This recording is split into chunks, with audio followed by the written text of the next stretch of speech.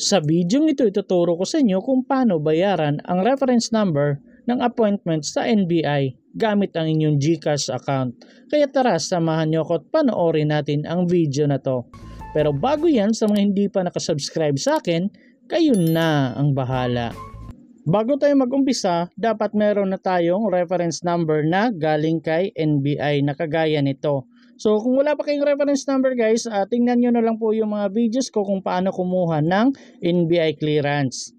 At kung meron na kayong reference number, hanapin at buksan lang ninyo ang inyong GCash account. At kung nakapasok na kayo, hanapin at i-click lang ninyo ang bills. At may makikita po tayong ganito, hanapin at i-click lang natin ang government.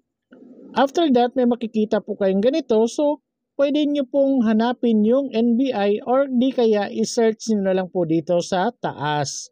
At pagkatapos, i-click nyo na lang po ito. At mapupunta na po tayo dito sa paglalagay ng amount. So dito ilagay nyo na lang po kung magkano yung amount na dapat ninyong bayaran. So kagaya nito sa akin, 160 pesos po yung mababayaran ko, kaya yun po yung nilagay ko dito sa taas. At pagkatapos punta naman tayo dito sa paglalagay ng reference number.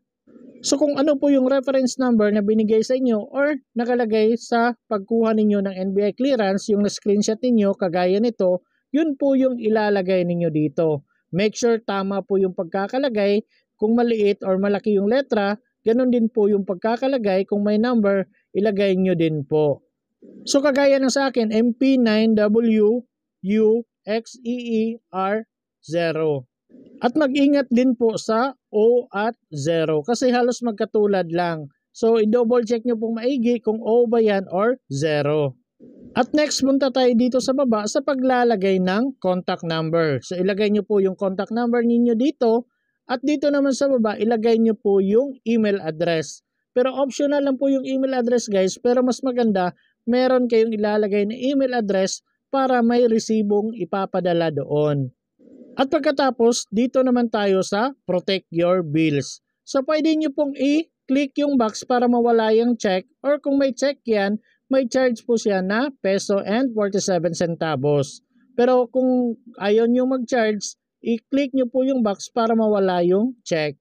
At kung okay na, i-click nyo na po ang next. At dito may makikita po kayong confirmation. So i-double check nyo po lahat ng mga information na nilagay ninyo, yung reference number at yung amount. At kung okay na, i-click nyo na ang confirm. At pagkatapos may makikita na po kayong payment received. So screenshot nyo na po to kasi ito na po yung gagamitin ninyo pagpunta ninyo sa NBI. Ito po yung ipapakita ninyo at yung reference number na na-screenshot ninyo kanina.